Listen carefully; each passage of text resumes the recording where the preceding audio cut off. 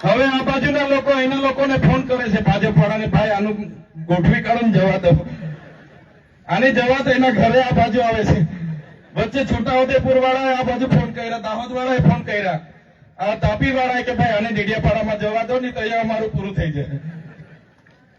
તો આ તાકાત, આ હિંમત એ મારા એકલાની નથી.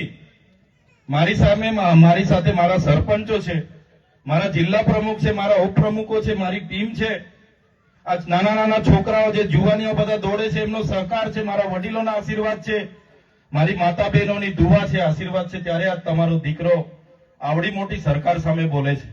બાકી પોલીસ એમની, કોર્ટ એમની, કલેક્ટર એમના, એસપી એમના, યંત્ર મંત્ર તંત્ર સર્વત્ર એમનું છે. મારી કોઈ ચાલે નહીં, પણ તમે છો, તમારા આશીર્વાદ છે, તમારો સહકાર છે, તો હું જનતા માટે લડું છું. અને કુદરતને પણ પ્રાર્થના કરું છું મને શક્તિ આપે, કોઈનું ખોટું ના કરું, અમારી જનતાનું ન્યાય માટેનું કામ કરું, એ જ વિનંતી કરું છું. પ્રશ્નો ઘણા છે, સમસ્યાઓ ઘણી છે, પણ આવનારા દિવસોમાં ચૂંટણી પણ છે, પણ મહત્વની છે. વર્ષોથી ભાજપ ભાજપ ભાજપ ભાજપ કરીને 30 વર્ષ એમને લાવ્યા છે, કોઈ એમણે ઉદ્ધાર કર્યો નથી.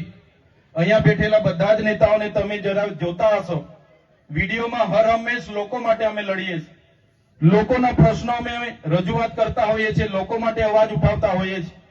અને ભાજપના નેતાઓ તમારા વિસ્તારમાં હશે, એમને વિચારજો, એ કોઈને ધમકાવતા હશે કે ભાઈ તારું ઝૂંપડું નહીં આવવા દે, તારું મીટર કપાવી લઈશ, એ પોલીસની ધમકી આપતા હશે કે પોલીસ મોકલી આપીશ, અમારી સરકાર છે.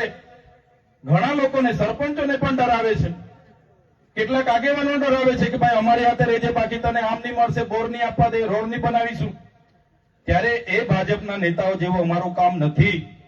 અમે સત્તામાં છે એટલે સેવા કરીએ છીએ એવું નથી. સમાજ માટે અમે સત્તાના મોહ નથી રાખતા. જ્યારે સમાજને ક્યાંક પણ હાનિ પહોંચે, અમારા થકી ક્યાંક પણ સમાજને નુકસાન થાય છે એવું લાગશે, એ દિવસે અમે રાજનીતિ પણ છોડવા તૈયાર છે, પણ સમાજને ન્યાય અપાવવા માટે હર હંમેશ અમે લડીશું. સમાજના હિતો ની સામે અમારા વ્યક્તિગત હિતો ક્યારે અમે આગળ નહીં લઈ જઈએ.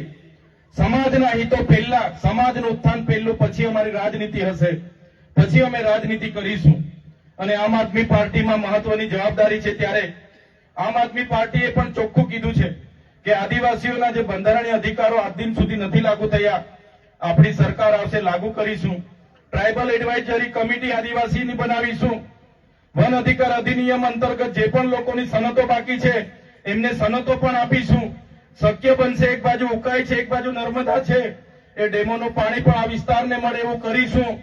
આ વિસ્તારમાં 505 આપણા જિલ્લાના શિક્ષકોની જગ્યાઓ ખાલી છે, આવનારા દિવસોમાં એ ભરવાનું કામ પણ થશે. 181 ગામની પ્રાથમિક શાળાઓ નથી, એ બનાવવાનું કામ પણ અમે કરીશું. અને 12,333 બાળકો આપણા જિલ્લામાં કુપોષણથી પીડાય છે.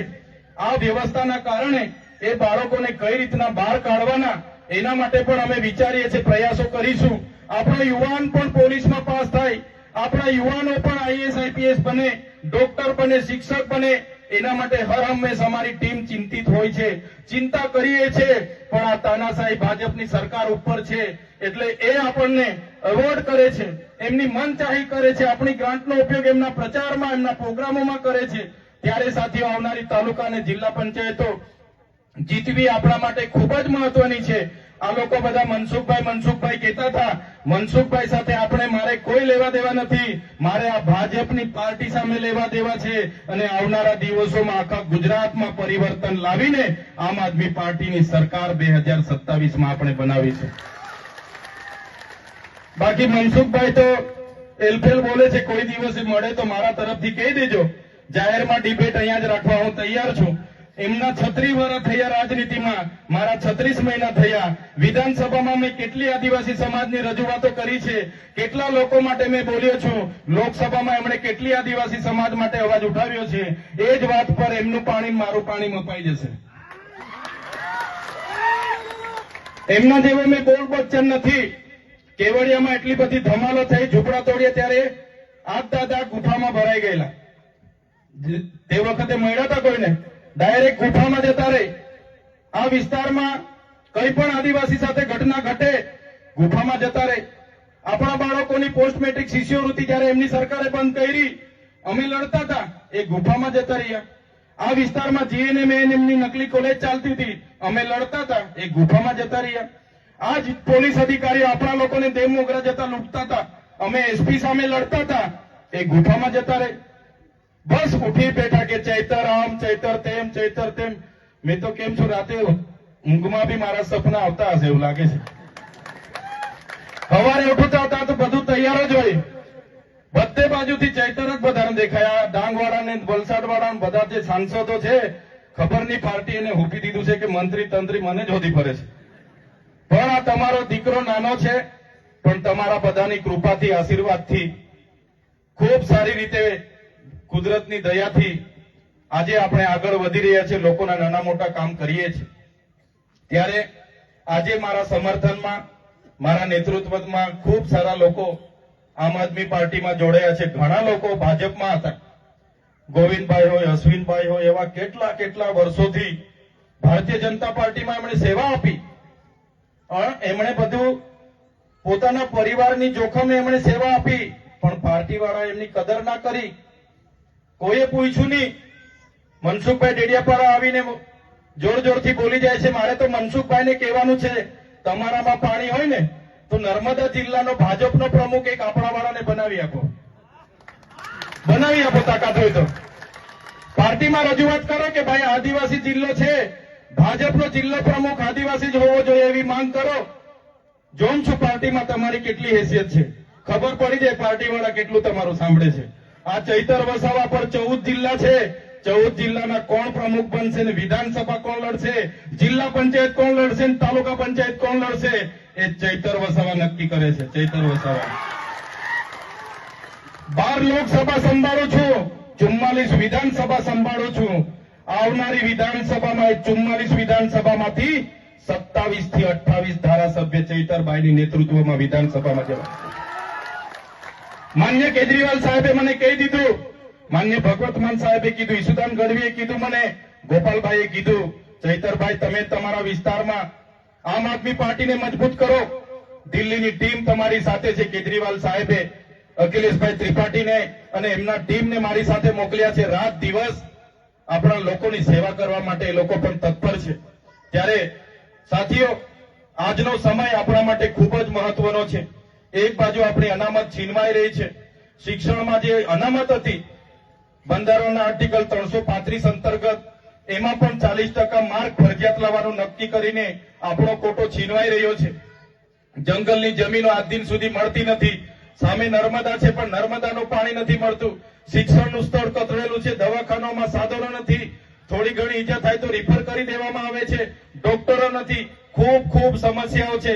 આજે જે જીગદામાં ઉભા છે, તાલુકો તો જાહેર થઈ ગયો, આજે એને 4 મહિના થયા, 4 મહિના થયા છતાં અહીંયા કોઈ છે નથી. 2-3 અધિકારીઓ આવે છે, દિવેલ પીધેલાની જેમ આખો દિવસ બેહી સાંજે પાછા જતા રહે છે.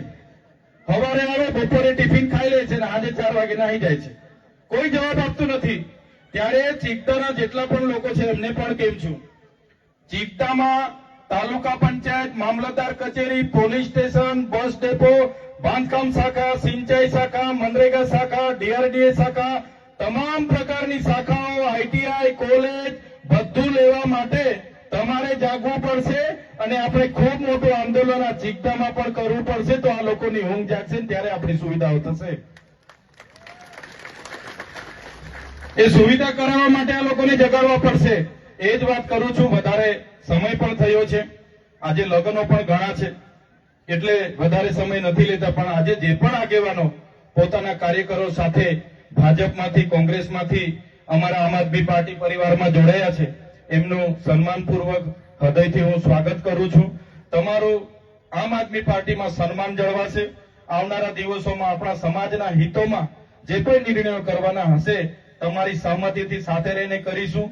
તમારા માર્ગદર્શનથી, તમારા પરથી ઘણું શીખીશું. બધા સાથે રહીને આગળ વધીશું. એ જ વિશ્વાસ સાથે આજે આપ આ સભામાં ખૂબ મોટી સંખ્યામાં, કેટલાક ગામોમાંથી તો કેટલાક સરપંચો એમના હશે, એમણે કીધું હશે જતા નહીં, કેટલાક ભાજપના નેતાઓએ કીધું હશે જતા નહીં, છતાં ખૂબ મોટી સંખ્યામાં તમે અહીંયા આવ્યા છો. તમામ વડીલોનો, યુવાનોનો, માતા બહેનોનો ભૂલકાઓનો અને અહીંયા ઉપસ્થિત સરપંચશ્રીનો, તમામ પદાધિકારીનો, મીડિયા મિત્રોનો, પોલીસ અધિકારીનો બધાનો ખૂબ ખૂબ આભાર માની